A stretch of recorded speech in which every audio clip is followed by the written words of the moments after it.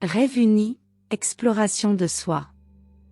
Recherche en santé mentale, psychologie, rêve, spiritualité. Comment faire chanter le cœur de l'homme?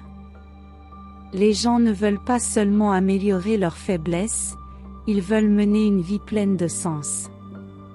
Ils veulent retrouver la joie d'être vivants. Question: pourquoi j'éprouve cette insécurité, cette inquiétude, dès que je suis seul avec moi-même? Pourtant je mène une vie bien normale. Vous avez perdu le sentiment de paix, qui est pourtant toujours là. Votre mental maintient votre version personnelle de la réalité, en l'appuyant avec les convictions, les espérances, les interprétations et les croyances qu'il se donne. Votre mental bloque le flux libre de la force de vie en disant: voici comment les choses doivent être et devraient être. Ne vous laissez pas influencer par le cours des événements, ils vont et viennent. L'ouverture de la conscience, par un processus d'abandon de soi, vous libère de la poigne des automatismes inconscients, ainsi de nouvelles formes de réalité peuvent apparaître. Vous pouvez vivre triomphalement en vous ouvrant fréquemment à la puissance, à la joie, à la force et à la paix qui habitent déjà dans votre cœur. Exploration de soi. Commençons par une citation: tout ce qui s'imprime à l'intérieur, s'exprime à l'extérieur. Demandez-vous, quelles sont les fausses croyances, qui causent mes fausses impressions?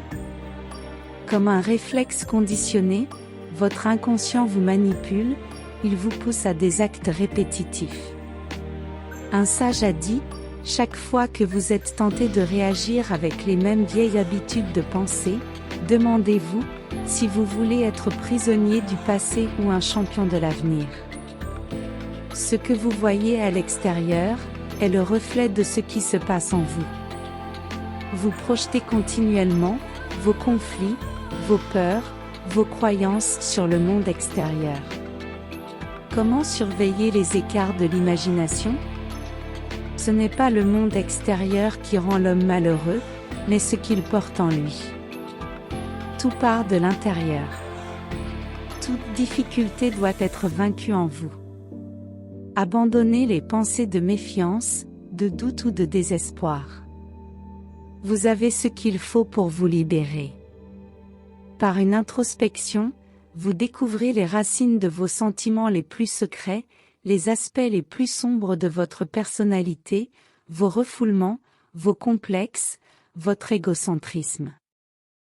Ramenez-les à la lumière de la conscience, afin de découvrir leur inconsistance, leur nature illusoire. Cette inquiétude est pur néant, c'est une méconnaissance de votre force intérieure.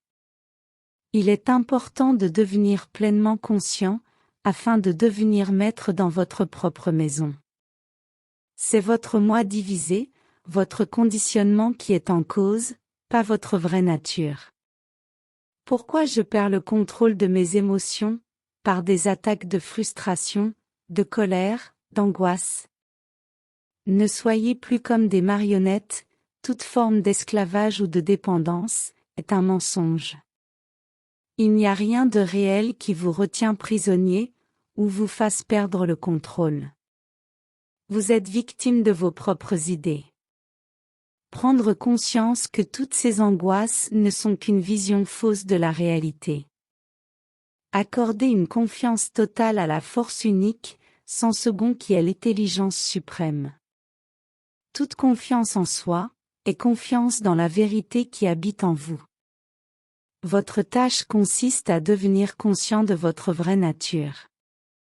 Le monde est une scène où tout passe, tout change, tout se transforme. Notre mental n'est basé sur rien de stable ou de permanent. La vie est un rêve évanescent. Seul l'esprit en vous est réel et immuable. Certaines pensées ne sont réelles que par rapport à votre moi personnel. Les choses prennent la signification que le faux moi leur donne, comme une interprétation. L'homme doit se hisser au niveau de son moi véritable qui est la conscience divine, la seule réelle et éternelle, et regardez l'autre état de conscience, comme faux, irréel, nul et non avenu. Le faux moi est la conscience de l'erreur, il parle du dehors, il parle d'impuissance, de dysfonctionnement, de maladie, de mort. Mais le vrai moi qui vit en profondeur sait que toutes ces choses ne sont que vices de la pensée qui donnent réalité à ce qui n'en a pas. Vous avez dit vivez par l'esprit? Comment? Il s'agit de tout donner pour tout recevoir. La souffrance ne peut être surmontée que si vous vous élevez du plan physique au plan spirituel, de l'extérieur vers l'intérieur. Entrez dès maintenant dans l'éternité, car elle fait partie du présent. Vos ennemis intérieurs, la cause de vos angoisses ne sont que des ombres sur votre conscience. Vivre en présence et en pleine conscience est une nécessité absolue.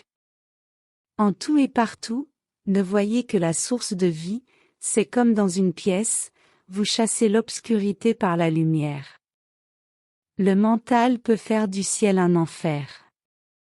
Par expérience on peut découvrir que ce n'est pas l'état extérieur des choses qui vous fait souffrir, mais bien l'attitude mentale qui vous rend heureux ou misérable. Comme votre perception change, lorsque vous cessez de vous centrer sur votre petite personne.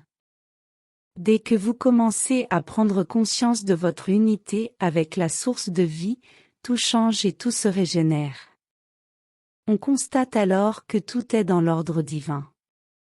Par vos pensées et vos croyances, créez un univers dans lequel vous vous sentez en sécurité. Dites-vous, seul Dieu est réel. Réengagez-vous chaque jour de votre vie. Le bonheur, la joie, vient un peu comme cela. Chaque jour vous devez réviser votre engagement.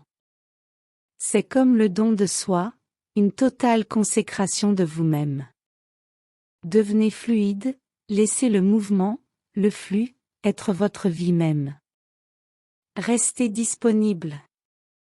Ne résistez pas, offrez une totale ouverture à ce qui est, soyez amour et méditation, cela vous amène au-delà des troubles du mental, au-delà de toutes sortes de divisions. Citation, celui qui réussit à croire que seul le bien est réel, et que tout ce qui est visible ou invisible est essentiellement bon, même si déformé, acquiert une grande force. Merci d'avoir écouté ce message. Rêves unis, pour partager nos aspirations, nos intérêts, nos rêves.